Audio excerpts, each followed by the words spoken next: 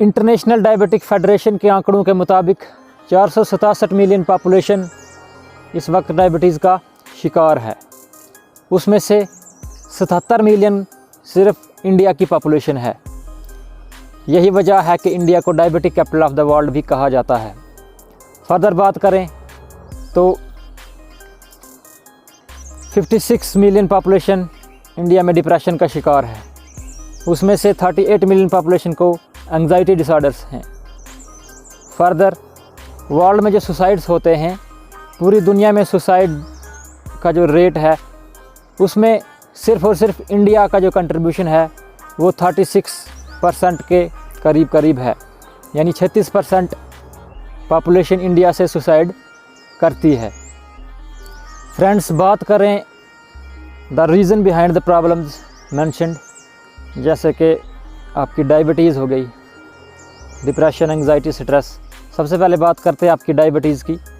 तो इसके पीछे का जो मुख्य कारण है, इट इज़ द ओबिसिटी यानी मोटापा। आपकी बॉडी में जब आपकी फैट परसेंटेज बढ़ जाती है तो आप मोटापे का शिकार हो जाते हैं, जिसके कारण आपको डायबिटीज़, शुगर और अन्य बीमारियां, उनका ख़तरा बढ़ जाता है। फर्दर साइकोलॉजिकल प्रॉब्लम जैसे कि आपकी डिप्रेशन, एंग्जाइटी, स्ट्रेस, उसके बहुत सारे कारण हैं, जिसमें से रिलेशनशिप प्रॉब्लम्स, ऑक्यूपेशनल स्ट्रेस और अन्य बहुत सारे कारण हैं।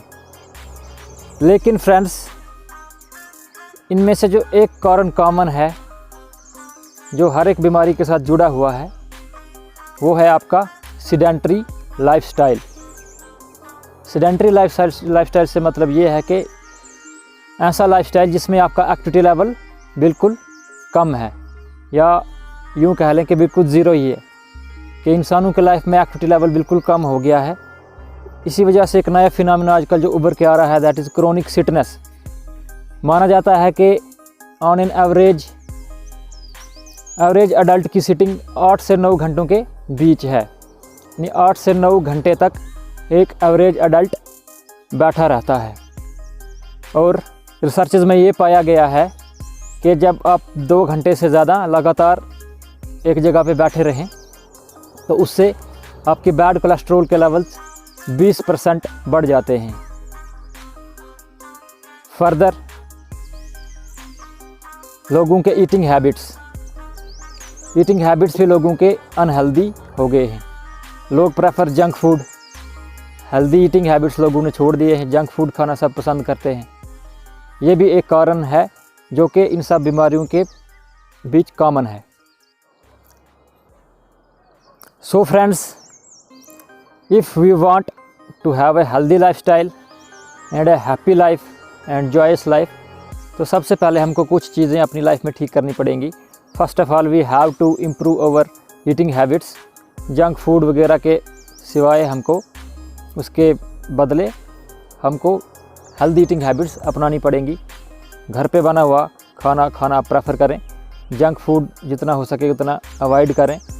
Number 2, and the most important thing which I am going to say is to include exercise in your life. Friends, exercise को अपनी लाइफ में शामिल करें, उसको अपनी लाइफ रूटीन का, लाइफस्टाइल का एक हिस्सा बनाएं। इससे आपको बहुत सारे बेनिफिट्स होंगे। रिसर्चेस भरी पड़ी हैं एक्सरसाइज के बेनिफिट्स को लेके। एक्सरसाइज आप मॉडरेट इंटेंसिटी से लेके लो इंटेंसिटी से लेके हाई इंटेंसिटी तक कर सकते हैं। Walking, running, jumping, home workouts, आपके पुशअप्स, पुलअप्स, जिम में जाके आप एक्सरसाइज कर सकते हैं। कोई स्पोर्ट आप खेल सकते हैं, क्रिकेट, वॉलीबॉल, हॉकी, वो आप अपनी लाइफस्टाइल के मुताबिक चुन लें और उसको अपनी लाइफ में अडॉप्ट कर लें। फ्रेंड्स, आपके साथ मैं एक स्टडी शेयर करता हूँ।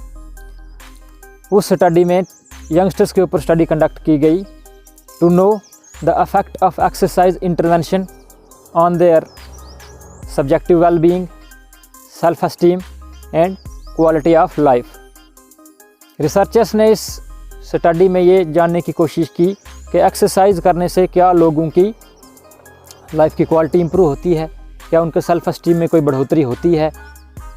और रिसर्च शुरू की गई।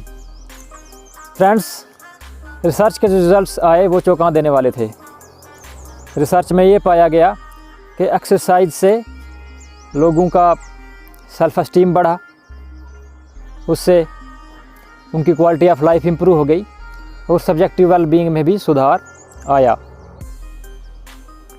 अब इस बात को समझाने के लिए बहुत सारे रिसर्चर्स ने बहुत सारी थ्योरीज़ और मॉडल्स डेवलप किए हैं, जिसमें से एक मॉडल है साइकोलॉजिकल मॉडल। इस मॉडल में ये बताया गया है कि ये काम कैसे करता है, यानी सेल्फ़ एस्टीम इंसान की कैसे बढ़ती है और कैसे उसकी quality of life automatically exercise को अपनी लाइफ रूटीन में शामिल करने से बढ़ती है। तो इस साइकोलॉजिकल मॉडल में ये बताया गया है कि जब इंसान कोई भी एक्सरसाइज करता है तो उससे उसकी स्ट्रेंथ बढ़ती है, strength increases, and with the increase in the strength his confidence also increases.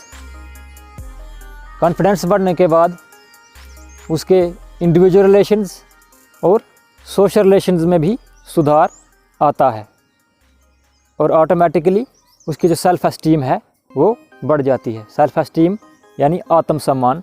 Self esteem is an subjective evaluation of one self, one's worthiness, one's emotions towards himself. इसको हम सेल्फ़ एस्टीम कहते हैं, या self esteem को define ऐसे हम कर सकते हैं, यानी इंसान अपने बारे में क्या सोचता है कि मैं क्या किसी चीज़ के काबिल हूँ, मेरी क्या काबिलियत है, उसके अपने प्रति क्या इमोशंस हैं, क्या वो नेगेटिव इमोशंस हैं, क्या वो या वो पॉजिटिव इमोशंस हैं, ये सब सेल्फ़ एस्टीम में आता है।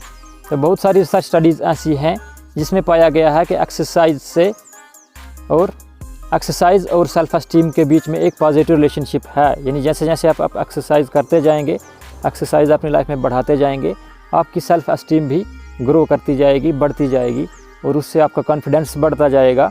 कॉन्फिडेंस बढ़ेगा, आपके सोशल रिलेशंस इंप्रूव होंगे, इंडिविजुअल रिलेशंस आपके इंप्रूव होंगे, आपका सोशल इंटरेक्शन बढ़ जाएगा और ऑटोमेटिकली आपकी क्वालिटी ऑफ लाइफ बढ़ जाएगी।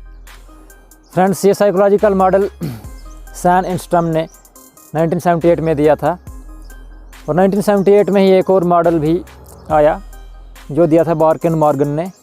उसको कहा जाता है डिस्ट्रैक्शन हाइपोथेसिस। इस मॉडल के मुताबिक आपकी एक्सरसाइज जो है वो एज अ डिस्ट्रैक्टर काम करती है, क्योंकि इंसान में जो भी मेंटल डिसऑर्डर्स जैसे एंग्जाइटी, डिप्रेशन वगैरह हैं, वो लगातार नेगेटिव फीलिंग्स और इमोशंस के ऊपर कंसंट्रेशन बनाए रखने से होते हैं अकॉर्डिंग टू दिस मॉडल। और यहीं पे exercise comes as an intervener. Exercise बीच में इंटरवेंशन करती है, जो कि एक रिलीविंग फैक्टर है वरिंग स्टिमुली के लिए, कि मतलब जो चीज़ें हमको हमारे अंदर वरी क्रिएट करती है, फ़िक्र पैदा करती हैं और जिसकी वजह से हम स्ट्रेस्ड होते हैं और स्ट्रेस होने की वजह से एंग्जाइटी बढ़ जाती है और एंग्जाइटी बढ़ने की वजह से हम डिप्रेशन का शिकार हो जाते हैं। तो एक्सरसाइज डिस्ट्रैक्टर का काम करती है। जब हम एक्सरसाइज करते हैं तो हमारी कंसंट्रेशन जो है उन नेगेटिव फीलिंग्स और इमोशन से डिस्ट्रैक्ट होके हमारी एक्सरसाइज की तरफ बढ़ जाती है और एक्सरसाइज की तरफ जब हमारी फीलिंग्स और कंसंट्रेशन बढ़ जाती हैं तो ऑटोमेटिकली हम पॉजिटिव हो जाएंगे, पॉजिटिव फीलिंग्स हमारे अंदर आएंगी। और क्योंकि जैसे पिछले मॉडल में कहा गया था, साइकोलॉजिकल मॉडल में, कि एक्सरसाइज करने से इंसान की स्ट्रेंथ बढ़ेगी, तो स्ट्रेंथ बढ़ने से कॉन्फिडेंस बढ़ेगा, कॉन्फिडेंस बढ़ने से इंसान के अंदर एक पॉजिटिविटी आएगी, अपने प्रति एक पॉजिटिव फीलिंग आएगी, पॉजिटिव इमोशंस होंगे, तो ऑटोमेटिकली उसकी कंसंट्रेशन पॉजिटिव फीलिंग्स और इमोशंस पे ज़्यादा रहेगी। तो यही वजह है कि उसका लाइफस्टाइल इम्प्रूव हो जाएगा, लाइफ क्वालिटी उसकी इम्प्रूव हो जाएगी और सेल्फ एस्टीम बढ़ जाएगी। इस मॉडल में ये कहा गया है। तो फ्रेंड्स, आप सबसे मेरी ये रिक्वेस्ट है कि आप कम से कम 20 या 30 मिनट की एक्सरसाइज डेली अपनी लाइफ में शामिल कर लें, ताकि ये सब प्रॉब्लम्स, चाहे आपकी फ़िज़िकल प्रॉब्लम्स, ओबेसिटी, आपका बैड कोलेस्ट्रोल, डायबिटीज़, या आपकी मेंटल प्रॉब्लम्स जैसे आपकी anxiety, stress and finally depression है, उनसे आप बच सकें और एक हेल्दी लाइफस्टाइल अपना सकें। Thank you friends.